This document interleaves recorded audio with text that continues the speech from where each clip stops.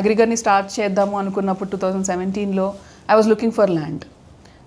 Land అంటే ఏదైనా enterprise చేయాలంటే ఒక ఇండస్ట్రియల్ ల్యాండ్ కావాలి. So I was approaching all associations. అట్లా నేను ఒక ఉమెన్ అసోసియేషన్లో జాయిన్ అయ్యాను, అలీటా అని.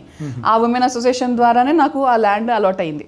బికాజ్ ఎవ్రీ ఇండస్ట్రియల్ అసోసియేషన్లో 30% అలాట్మెంట్ ఉంటాయి విమెన్ ఆంటర్ప్రినర్స్కి. చాలా మందికి తెలియని కూడా తెలియదు. ఇదే మనకి ఎడ్యుకేషన్ ఎందుకు ఇంపార్టెంట్ అని అంటే ఇవి చదువుతాం కాబట్టి. అదే 30% ఎవ్రీ అసోసియేషన్లో ఉన్నప్పుడు ఫిల్ అవ్వవు అవి.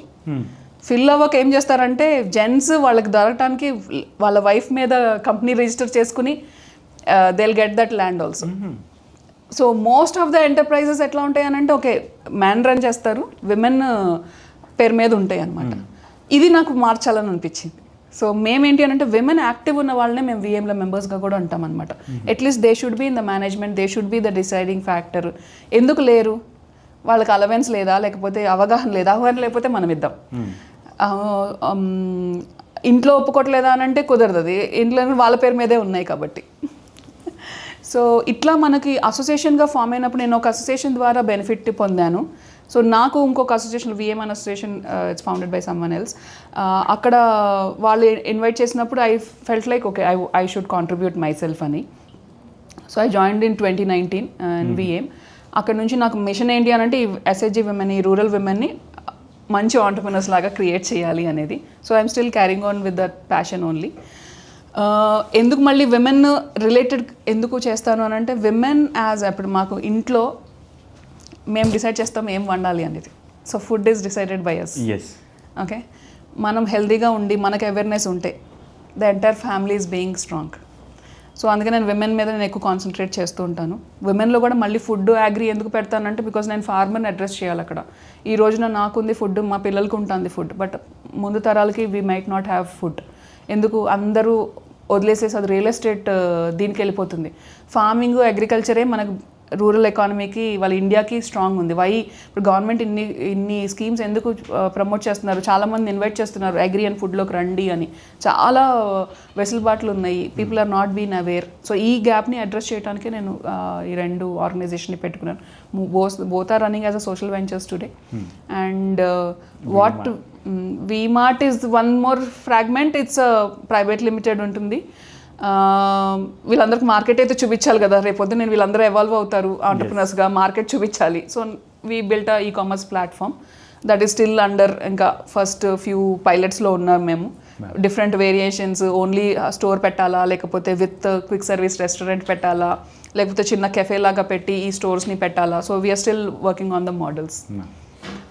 ఇవన్నీ చేస్తున్న క్రమంలో లైక్ మీరు అనుకున్నారు ఏం స్టార్ట్ చేయాలి, వి అగ్రి గారు we matter like end to end solution దాకా తీసుకొని వచ్చారు, లైక్ స్టార్టింగ్ నుంచి ఎండింగ్ దాకా.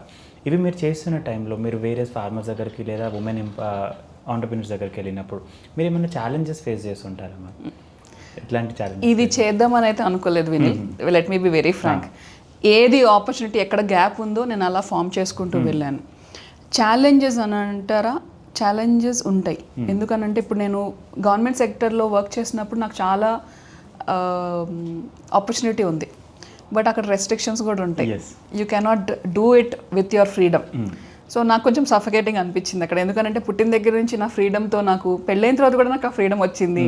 మళ్ళీ ఇక్కడ జాబ్ చేస్తున్నప్పుడు ఆ ఫ్రీడమ్ లేకపోయేసరికి అంటే నాకు చాలా ఐడియాస్ డిఫరెంట్, ఇప్పుడు what ever I came out and did it, ఇవన్నీ నేను అక్కడ ఉండి కూడా చేసేదాన్ని. బట్ నాకు ఆ ఫ్రీడమ్ లేకుండే.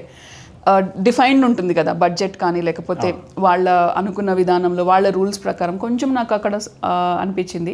So then I thought okay no, I will not fit for this, I came out. Challenges అనేటప్పటికి ఫండింగ్ ఆల్వేస్ ఛాలెంజింగ్ ఉంటుంది. బికాజ్ ఇక్కడ మా డబ్బులు, మా పర్సనల్ డబ్బులు, లేకపోతే we need to raise funds. This is one challenge what we are facing today or then or any time future also. Because the moment మీరు grow అవుతున్న కొద్దీ your challenge increases. When you're starting 1 lakh challenge ఉంటుంది, grow అవుతున్న కొద్దీ 5 lakh అవుతుంది, 5 crore అవుతుంది, 50 crore అవుతుంది. The challenge is same. So we're now coming in to CSR. We're also asking for CSR funds. ఎందుకు అని అంటే to reach out to more people. ఇప్పుడు మా దగ్గర ఉన్న ఫండ్స్తో we're able to reach out to 100,000, 5,000. మీరు దాన్ని పెట్టుకోవాలంటే అది రెవెన్యూ జనరేట్ చేసుకునే స్టెప్లు. ఇప్పుడు ఇవన్నీ ఏంటంటే నేర్పించడానికి ఎవరు పే చేయరు. దో అగ్రిగర్లో మేమేం చేసామంటే పెయిడ్ మోడల్స్ పెట్టాం, ప్రైవేట్ లిమిటెడ్లో పెయిడ్ మోడల్స్ పెట్టాము. Few will come but they want for free అంటారు. ఫ్రీ ఇస్తే మేము నేర్చుకుంటాము అని అంటారు. సో నేను ఫ్రీ ఇవ్వలేను కదా, because it's a cost to me. Either government should pay or some agency should pay or someone, at least నా పాకెట్ నుంచైనా నేను పెట్టాలి. పెట్టగలనంతే పెట్టగలుగుతాం. But we want to do it in masses. Challenging would be that. The other challenge what is like team retention. Idantha any organization ki untundi. Challenges kanna nenu etla anante when I wanted to start an enterprise or when I went for bank loan ankondi, the biggest challenge was like women ga ivatledu. Naku it was a very shocking fact. Are I have a PhD. I have related experience. అయినా సరే the banker came to my house and did a 45-minute interview.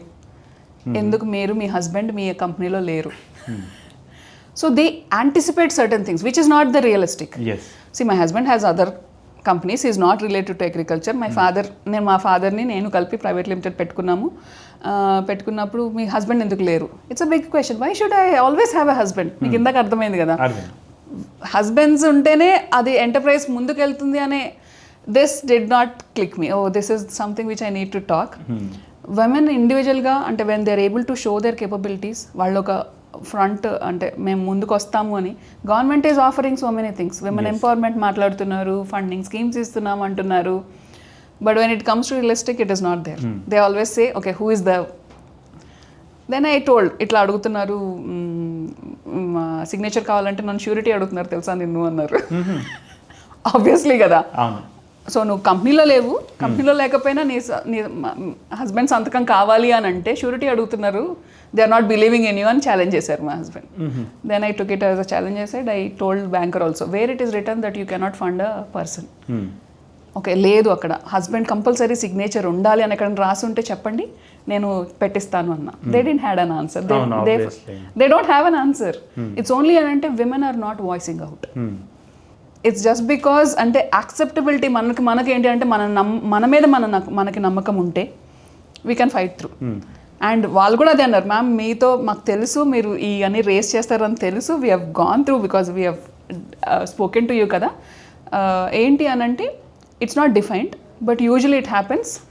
Wife and husband ఉంటారు, so surety కింద వస్తుంది అంటే it's second signature. నేను ఒకటే అడిగాను వాళ్ళని, అదే హస్బెండ్ ఒకవేళ లోన్ తీసుకునేలా ఉంటే వైఫ్ సిగ్నేచర్ అడిగారు కదా. నేను అదే అంటాను. మరి ఇంట్లో లోన్స్ తీసుకుంటారండి, లోన్ తీసుకోకుండా ఎవరు ఉండం రైట్. ఇంటి మీద లోన్ తీసుకుంటున్నారు అన్నప్పుడు నన్ను ఏం అడగలేదు కదా మీరు అన్నాను. So this is one thing which is concern ఏంటి అని అంటే when you're giving a responsibility it is equal. Wife and husband is equal. But husband తీసుకుంటున్నప్పుడు వైఫ్ని అడగరు, బట్ వైఫ్కి ఏదైనా లోన్కి వెళ్తున్నప్పుడు హస్బెండ్ సంతకం ఎందుకు అడుగుతున్నారు? So this is one thing which we need to speak loud and we want to raise it to the core. ఎందుకనంటే government is on the perception, మేము అనౌన్స్ చేస్తున్నాము విమెన్ స్కీమ్కి, విమెన్ ఆంటర్ప్రినర్స్ని ప్రమోట్ చేయడానికి, సో వాళ్ళకి ఇచ్చేస్తారని. Bankers are not like that. So I had to go through this challenge. But ఏంటి అంటే కొంచెం డిలే అవుతుంది ప్రాజెక్ట్. సో ఆ ప్రాజెక్ట్లో మనకి ఏంటి అనుకున్న టైమ్ లైన్స్లో డిలే అవుతుంటే it's a cost for an entrepreneur. So that nobody counts. Cost ఎట్లా అయిపోతుంది అంటే it replicates, multiplies and it hits your pocket in one or the other format. So ఇక్కడ నాకు ఏంటంటే నేను లోన్ తీసుకోవడానికి కూడా, లోన్కి వెళ్ళటానికి కూడా కారణం ఏంటి అని అంటే ఇప్పుడు నేను ప్రమోట్ చేస్తున్నా విమెన్ అందరికీ, అరే రండి మీరు పెట్టుకోండి గవర్నమెంట్ స్కీమ్ ఇస్తుంది, సో ఇది వస్తుంది అని. నాకు ఈ ఛాలెంజ్ దాంట్లోకి వెళ్తేనే కదా తెలిసింది, లేకపోతేనేముంది. సో నాకే ఛాలెంజ్ ఉన్నప్పుడు నేను ప్రమోట్ చేసే women they are not educated at least like me, they don't have voice like me. So I have to speak it loud and make it very viable for them to invite. So ఇది ఒక challenge లాగా పెట్టుకుని అసోసియేషన్లో we do those activities. Most of them ఏంటి అని అంటే empowering this women first. అరే మీరు అడగచ్చు, బ్యాంకర్తో మీరు స్ట్రాంగ్గా మాట్లాడితే you will always have that leverage. మాట్లాడకపోతే ఉండదు. మాట్లాడకపోవడం తప్పు మనదా వాళ్ళదా? మనది. So and what was the answer that the bankers have given ma'am? They did not మీరు అడిగినప్పుడు వాళ్ళకి ఆన్సర్ లేకుండే so there is nothing like that ma'am we cannot provide, మాకు తెలుసు మీరు ఇలా అడుగుతారని they gave me loan, they gave me without surety. That is one of the success story అంటాను నేను. It's not about getting the amount, going through that process and addressing that. Just because నాకు ఈ concern ఉంటుంది, ఇది ఉంది అని నేను ఆ ప్రాసెస్లో వెళ్ళాను కాబట్టి నాకు అర్థమైంది కాబట్టి నేను రేస్ చేయగలిగా. నా ఎలిజిబిలిటీ ఏంటి అనేది నాకు తెలుసుకుని ఇప్పుడు first we need to understand our eligibility and then we need to take it forward.